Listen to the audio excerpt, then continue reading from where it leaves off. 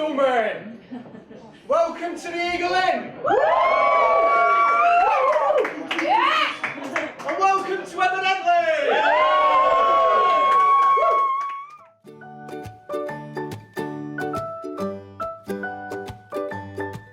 Spoken word poetry is a performance art where you go up on stage and perform a piece about anything you really want, but you try and look at it from a completely different angle, try and make people think in a different way, try and do something that's not been done before, or take an idea that's been quite common, but come at it from a completely different angle, and most of all, be entertaining with it. The second you step on stage, you're an entertainer first and keep the audience engaged. She talks to pigeons, impressed by their confident strut, heads bobbing to the rhythm of their feet, while the lunatics craze by, heads bowed, feet busy and blurred, eyes glazed with the conviction of their sanity. Talk to her in condescension and Tourette's because she talks to pigeons. I never really liked poetry so much in high school. I thought it was a bit of a dry subject. It never really engaged me, and then my dad dragged me kicking and screaming to a John Cooper Clarke gig when I was about 15, and that's when I really got it. I got that someone could get on stage with nothing more than a notepad and the words, not hiding behind a guitar or anything, and have a crowd in the palm of the hand. The origin probably goes back to maybe 40 years ago, when I first became interested in folk and roots music, and being consciously aware of the lyrics would run through my mind. About 8 or 9 years ago, I began to do some unaccompanied singing performances. At the same time, I was writing material prompted by my own experiences, reflecting how I felt about the world. And when I had the opportunity through the initiation of the Evidently Spoken Word Nights, I thought, I'll give it a go. Evidently is a spoken word scene. We bill it as for people who aren't interested in poetry or people who have got a very general interest. Evidently came about almost by accident. Me and Kieran were at a pub and we both had a bit to drink, and the landlady there asked us if we would like to start a poetry event there, and we just completely agreed, didn't really think about it. At the time, we wanted to make a night that we'd want to go to as punters, that we'd want to go to and engage and make it fun. We like to think of it as incredibly inclusive, very friendly, very loud and showy at times. This is not a quiet night, so we do it. But also kind of reflects upon the diverse spoken word scene that exists, specifically in Manchester. We wanted to bring the best poets that we could into Salford to just do their thing and have a crack, and it's just grown so much. It's great to see. Through venue changes, through issues with poets, it's just gone from strength to strength. The Evidently Nights is just something, you feel you're part of something special. It has the feeling of a full night. It's almost like a party night. Hello ladies and gentlemen, I am the half-shaven face of your clapmeister tonight. I forgot there were 3 shifts, sorry about that mate. Right, shall I eschew this? I think I'll just shout at you. You're bit silver in me chocolate bar, your last Sunday's bloody shaving scar. You're the rust patch on my car, get out of my life. I like to project a stage presence at times. I like to connect with the audience. I like to explain very briefly the concept behind the poem. Hello ladies and gentlemen, it's that time of year when I dig out a seasonal one. This seasonal one being spring, and it's a bit autobiographical, this one. I want people to have a feeling from the start, so they have an idea of what my concept, of what my words and what my emotions are about. He wished it could always be spring, for with it he would clutch, clinch and cling, and with that southern woman of the world he would dance and fling, dance and fling. He wished it could always be spring, as those thermal aerial duvets wave and roll in, southwesterly air bringing winging migrants to perform their displays and sing.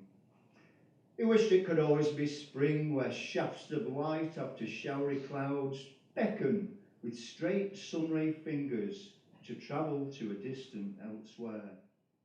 He wished it could always be spring. Ladies and gentlemen, welcome to the third heat of World War III NT! The slam style of poetry is a competition. Slam poetry. I've observed it. I'm ambivalent about it.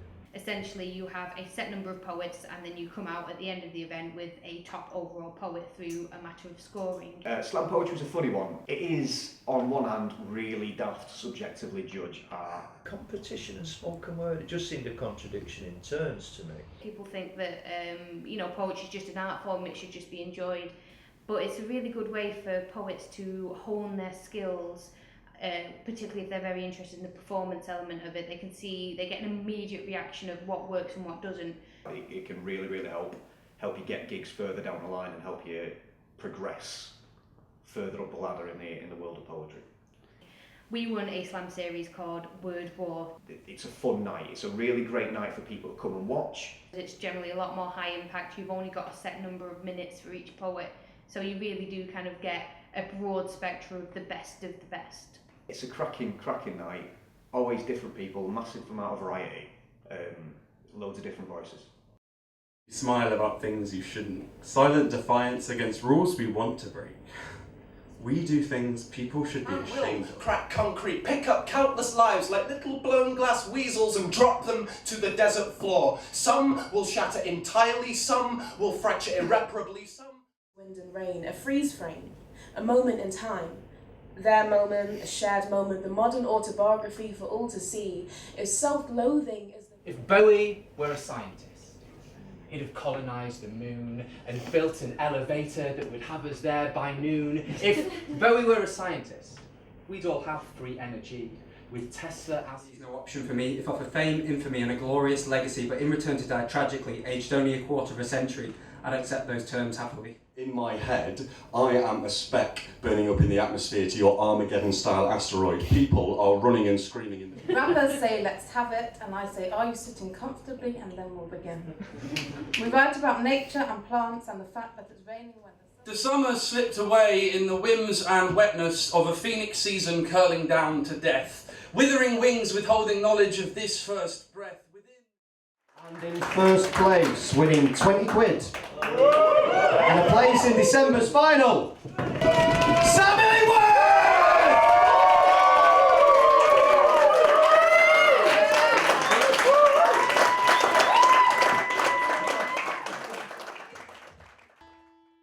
I think that the poetry scene has changed incredibly even in the past 3 years that we've been running Evidently and since I've been on the scene. Evidently itself grow's been huge. When we first started we were getting 20 people through the door, and now you're pushing, on a good night we're getting over 80 crammed into this room.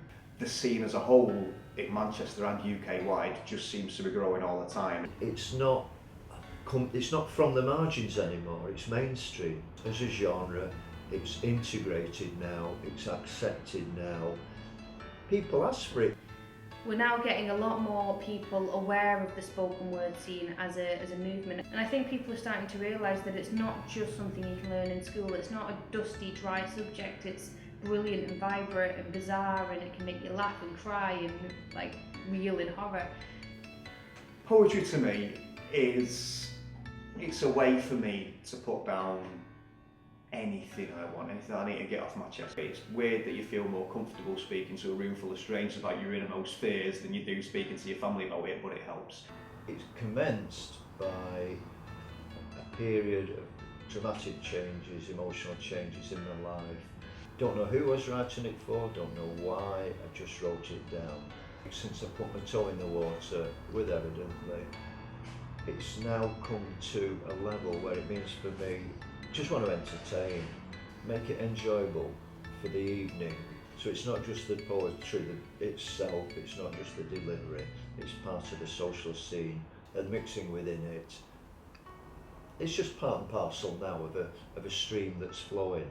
Also, there's a massive buzz. When you've done a gig and it goes well and the crowd are going absolutely mental for you, there's nothing like it. There's a euphoric feeling to it, and I get that month in, month out, Evidently, just hearing the crowd go mental.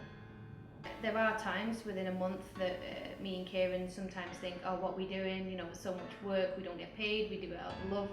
But then we kind of think about all the friendships we've made and all the people that we wouldn't have necessarily met, and now class as incredibly good friends. And when you see other poets connecting with each other, or people who've never been into poetry before approaching a poet or a spoken word artist, sort of saying, I really enjoyed your stuff, you know, it's really inspired me, it's touched me, it's made me laugh. I just think that's absolutely incredible, and it's really kind of heartwarming to see it. It's phenomenal, and the rush that you get when you realise that you've built something bigger than what you set out to build is just fantastic.